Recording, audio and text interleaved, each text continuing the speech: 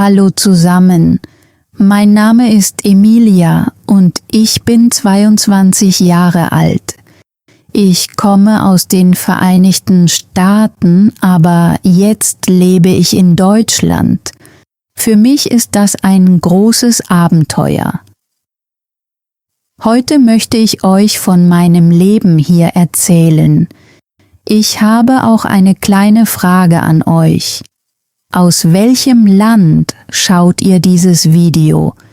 Schreibt euer Land auf Deutsch in die Kommentare. Als ich jünger war, träumte ich von Deutschland. Ich sah Bilder von alten Städten, sauberen Straßen, großen Bahnhöfen, wunderschönen Schlössern und gemütlichen Cafés. Alles sah organisiert aus. Alles sah sicher aus. Ich dachte, Deutschland sei perfekt. Ich stellte mir vor, wie ich durch Berlin spazierte, Kaffee trank, Brot aus einer Bäckerei aß und jeden Tag Deutsch lernte. Als ich 22 wurde, packte ich meinen Koffer und nahm ein Flugzeug nach Berlin. Ich verabschiedete mich von meiner Familie. Ich nahm meine Kleidung, mein Handy, meinen Computer und einige Bücher mit. Ich war sehr aufgeregt. Die ersten Wochen fühlten sich wie ein Traum an. Jeden Tag ging ich durch die Straßen. Ich betrachtete die alten Gebäude. Ich machte Fotos. Ich ging in kleine Cafés. Am Morgen aß ich frisches Brot. Im Supermarkt kaufte ich Käse, Obst, Schokolade und Joghurt. Ich besuchte Museen. Ich ging in Parks spazieren. Ich fuhr mit dem Zug und las deutsche Schilder. Jeden Tag sagte ich zu mir selbst, das ist das Leben, das ich wollte. Aber nach und nach änderten sich die Dinge. Ich war keine Touristin mehr. Ich lebte dort.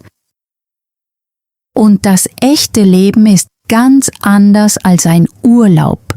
Ich musste Miete bezahlen. Ich musste Arbeit suchen. Ich musste Dokumente verstehen.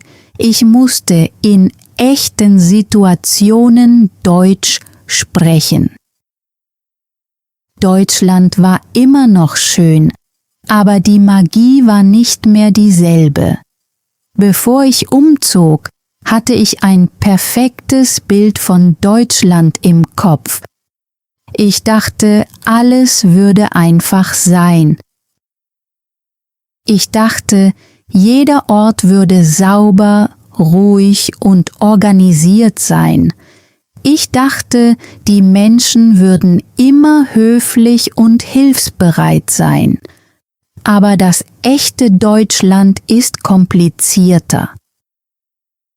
Es gibt wunderschöne Orte, ja, aber es gibt auch normale Orte, graue Orte, hektische Orte und einsame Orte. In manchen Gegenden gibt es viele Wohnhäuser. Einige Straßen wirken ruhig und kalt, besonders im Winter. Auch das Wetter war schwierig für mich. An manchen Tagen war es dunkel und regnerisch. Im Winter wurde es sehr schnell kalt. Ich trug einen Mantel, einen Schal und Handschuhe, aber mir war trotzdem kalt. Ich vermisste die warme Sonne. Ich vermisste meine Familie. Ich vermisste das einfache Leben, das ich vorher hatte. Auch der Papierkram war schwierig. Als ich versuchte, ein Bankkonto zu eröffnen, brauchte ich viele Dokumente. Ich brauchte meinen Reisepass, meine Adresse, meine Telefonnummer und manchmal einen Nachweis über meine Anmeldung. Dann erfuhr ich von der Anmeldung.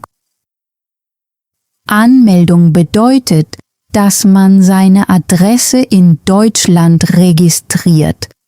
Ohne sie werden viele Dinge schwierig. Man braucht sie vielleicht für ein Bankkonto, eine Arbeitsstelle, die Krankenversicherung und andere wichtige Dinge. Am Anfang verstand ich nicht alles. Eines Tages ging ich zu einem Amt. Die Frau sprach sehr schnell Deutsch. Ich bat sie, alles zu wiederholen, aber ich fühlte mich immer noch verloren. Ich verließ das Amt und hätte fast geweint. An diesem Tag verstand ich etwas Wichtiges. In ein anderes Land zu ziehen bedeutet nicht nur schöne Fotos. Es bedeutet auch Stress, Fehler und Geduld. Ich lernte auch, dass Kultur zwei Seiten hat. Eine Seite kann man leicht sehen. Man sieht das Essen, die Gebäude, die Kleidung, die Züge, die Cafés und die alten Straßen, aber die andere Seite ist verborgen. Sie ist wie ein Eisberg. Man sieht nur die Spitze, aber der größte Teil befindet sich unter dem Wasser. In Deutschland gibt es viele ungeschriebene Regeln. Zum Beispiel legen die Menschen großen Wert auf Ruhe. In vielen Wohnhäusern sollte man nachts keinen lauten Lärm machen. Man sollte spät am Abend keine laute Musik hören. Auch sonntags sollte man vorsichtig sein, denn für viele Menschen ist der Sonntag ein Ruhetag. Am Anfang hat mich das überrascht. In meiner Heimat konnte ich viele Dinge jederzeit machen. Aber in Deutschland gibt es für manche Dinge eine bestimmte Zeit und eine bestimmte Regel.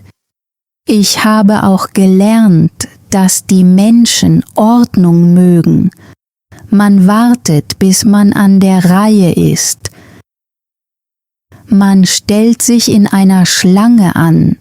Man kommt pünktlich. Wenn man um 10 Uhr einen Termin hat, sollte man nicht erst um 9:15 kommen. Pünktlichkeit ist wichtig.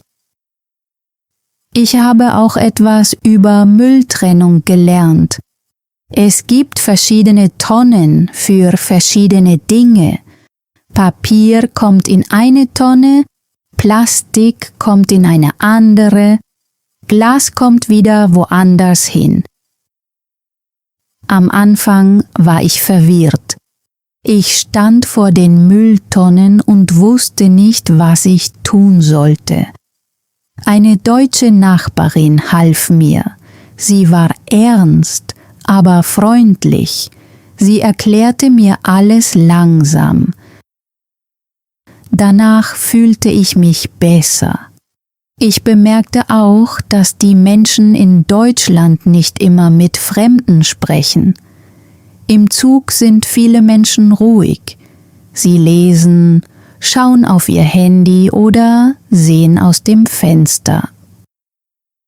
Am Anfang dachte ich, sie seien kalt, aber später verstand ich es. Sie sind nicht immer unhöflich. Viele Menschen mögen einfach Privatsphäre und Ruhe. Ich machte auch Fehler bei der Begrüßung. In kleinen Geschäften ist es höflich, beim Eintreten Hallo und beim Verlassen Auf Wiedersehen zu sagen. Ich lernte Guten Tag, Danke und Auf Wiedersehen zu sagen. Diese Wörter sind einfach, aber sie sind wichtig. Eines Abends aß ich mit einer deutschen Freundin zu Abend. Ich erzählte ihr, dass mich die vielen kleinen Regeln verwirrten. Sie lächelte und erklärte mir alles. Sie sagte, Deutschland ist einfacher, wenn man die kleinen Regeln versteht. Diese Regeln stehen in keinem Buch, aber viele Menschen hier kennen sie. Wenn man diese kleinen Regeln respektiert, respektieren die Menschen einen auch. Es ist wie ein kleiner, geheimer Code. Und jetzt beginne ich, ihn zu verstehen. Die Lernphase im Alltag. Wenn man in ein neues Land kommt, muss man alles noch einmal lernen. Sogar einfache Dinge werden schwierig. Es fühlt sich an, als wäre man wieder ein Kind. Als ich zum ersten Mal die Dusche in meiner Wohnung benutzte, verstand ich sie nicht. Es gab 2 Griffe und einen kleinen Knopf. Ich drehte an einem Griff und das Wasser war eiskalt. Dann drückte ich den Knopf und das Wasser hörte ganz auf. Ich lachte ein wenig, aber ich war auch frustriert. An einem anderen Tag wollte ich meine Kleidung waschen. Ich legte meine Kleidung in die Waschmaschine. Ich gab Waschmittel hinein. Dann sah ich mir die Knöpfe an. Es gab zu viele Programme. Ich wusste nicht, welchen Knopf ich drücken sollte. Also machte ich ein Foto und schickte es meiner deutschen Freundin. Sie sagte mir, welchen Knopf ich benutzen sollte. Ich hatte auch keinen Trockner. In meiner Wohnung hatte ich einen Wäscheständer. Nach dem Waschen musste ich also alles aufhängen und warten. In meiner Heimat ging alles schneller. In Deutschland musste ich langsamer werden und eine neue Routine lernen. Auch das Einkaufen war anders. In vielen Geschäften sind Tüten nicht kostenlos. Man sollte seine eigene Tasche mitbringen. Eines Tages vergaß ich meine. Ich kaufte Brot, Milch, Äpfel und Nudeln. Dann musste ich alles in meinen Armen tragen. Es war lustig, aber es war nicht einfach. Ich lernte auch, dass die Sonntage in Deutschland sehr ruhig sind. Viele Geschäfte sind geschlossen, auch die Supermärkte sind geschlossen. Am Anfang wusste ich das nicht. An einem Sonntag hatte ich kein Brot und keine Eier mehr. Ich ging zu dem Geschäft in der Nähe meiner Wohnung. Es war geschlossen. Ich ging zu einem anderen Geschäft, auch geschlossen. Jetzt kaufe ich immer vor Sonntag Lebensmittel ein. Diese kleinen Probleme sind normal. Aber am Anfang machten sie mich müde. Ich fühlte mich langsam. Manchmal fühlte ich mich dumm, aber nach und nach gewöhnte ich mich daran. Jetzt kenne ich mehr Gewohnheiten und der Alltag fühlt sich leichter an. Bürokratie und administrative Herausforderungen. In Deutschland ist Papierkram ein großer Teil des Lebens. Für viele Dinge braucht man ein Formular. Man braucht einen Nachweis. Man braucht einen Termin. Und manchmal muss man sehr lange warten. Als ich ankam, wollte ich ein Bankkonto eröffnen. Ich ging zu einer Bank und wartete. Dann fragte mich die Mitarbeiterin nach vielen Dokumenten. Sie wollte meinen Reisepass, meine Adresse, meine Telefonnummer und meine Anmeldung sehen. Damals verstand ich noch nicht genau, was eine Anmeldung war. Anmeldung bedeutet, dass man seine Adresse in Deutschland registriert. Ohne sie werden viele Dinge schwierig. Man braucht sie vielleicht für ein Bankkonto, eine Arbeitsstelle, die Krankenversicherung und offizielle Dokumente. Ich hatte nicht alle Unterlagen dabei, also musste ich noch einmal kommen.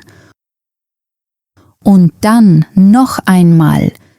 Einmal fehlte ein Dokument, ein anderes Mal war die Adresse nicht korrekt.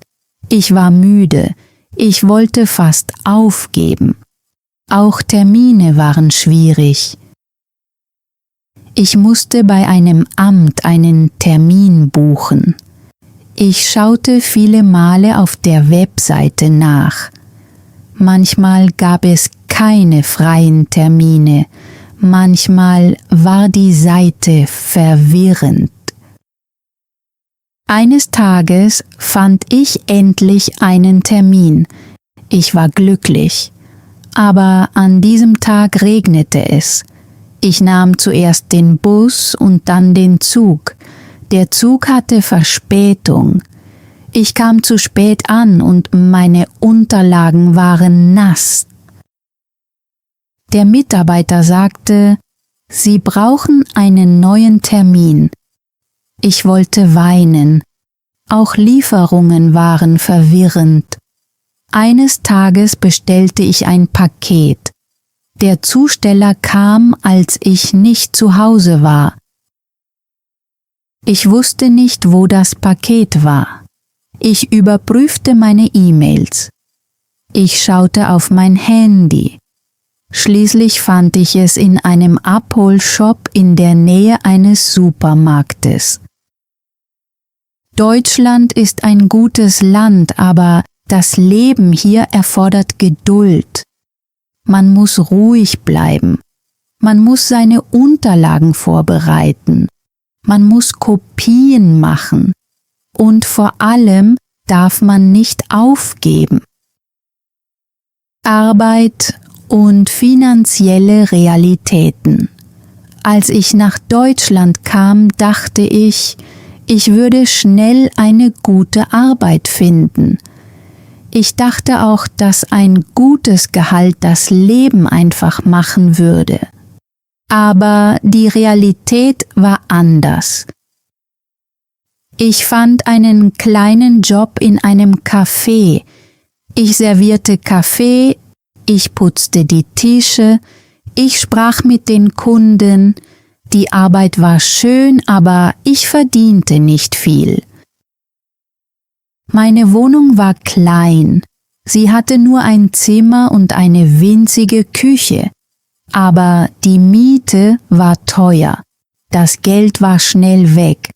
Ich musste Miete, Lebensmittel, Fahrkarten, mein Handy und Dokumente bezahlen. Also wurde ich vorsichtig mit meinem Geld. Ich kochte zu Hause.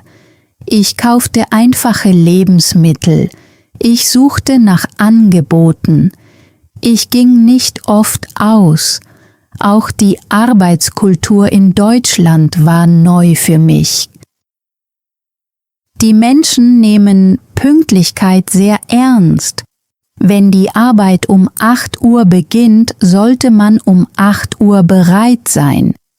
Die Menschen mögen klare Regeln und direkte Kommunikation. Am Anfang wirkten direkte Worte auf mich ein wenig kalt, aber später verstand ich es. Es war nicht immer unhöflich, es war einfach nur klar. Ich lernte auch, dass Arbeitgeber oft deutsche Berufserfahrung und deutsche Zertifikate wichtig finden. Ich hatte in einem anderen Land studiert, deshalb musste ich meinen Hintergrund manchmal immer wieder erklären. Das war anstrengend, aber ich versuchte es weiter. Die Sprachbarriere. Als ich nach Deutschland kam, konnte ich ein wenig Deutsch. Ich kannte einige Wörter. Ich konnte einfache Sätze sagen. Aber das echte Leben war anders. Die Menschen sprachen schnell. Sie benutzten Wörter, die ich nicht kannte. Manchmal verstand ich den ersten Satz, aber dann verlor ich den Faden. Eines Tages ging ich zum Arzt. Er stellte mir viele Fragen. Er benutzte medizinische Wörter. Ich verstand nicht alles. Ich fühlte mich nervös und klein. An einem anderen Tag hatte ich ein Vorstellungsgespräch. Ich hatte meine Antworten vorbereitet, aber die Frau stellte andere Fragen. Ich versuchte zu antworten, aber ich machte Fehler. Ich bekam die Stelle nicht. In Geschäften war es einfacher. Ich konnte Guten Tag, Danke und ich hätte gern sagen. Aber manchmal stellten die Menschen zusätzliche Fragen und ich wusste plötzlich nicht mehr, was ich sagen sollte. Viele Menschen wechselten ins Englische. Sie wollten mir helfen. Ich war dankbar, aber ich wollte mein Deutsch verbessern. Also begann ich zu sagen, können wir bitte Deutsch sprechen? Manchmal lächelten sie und sprachen weiter Deutsch. Ich machte Fehler. Ich suchte nach den richtigen Wörtern. Ich sprach langsam, aber nach und nach wurde ich besser. Ich schaute deutsche Videos. Ich las einfache Bücher. Ich schrieb neue Wörter in ein Notizbuch. Ich übte jeden Tag.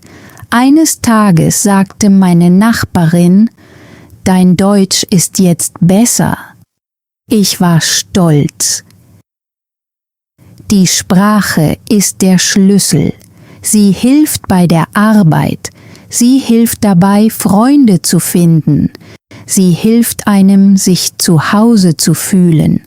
Es braucht Zeit, aber mit Geduld schafft man es. Soziale Integration und Freundschaften.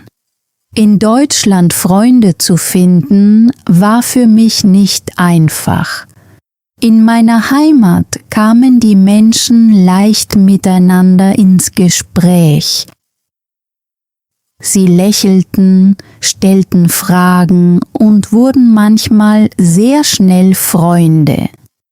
Aber in Deutschland sind viele Menschen zwar höflich, halten am Anfang aber auch etwas Abstand.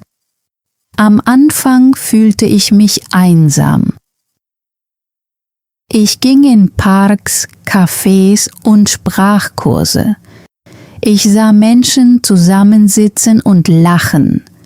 Ich wollte mich ihnen anschließen, aber ich wusste nicht wie. Ich sagte Hallo. Sie sagten Hallo. Dann war das Gespräch vorbei. Eines Tages lernte ich Anna in einem Deutschkurs kennen. Sie war freundlich und geduldig. Nach dem Unterricht sprachen wir ein paar Minuten miteinander. Dann fragte sie, »Möchtest du einen Kaffee trinken gehen?« Ich sagte sofort »Ja«. Ich war so glücklich.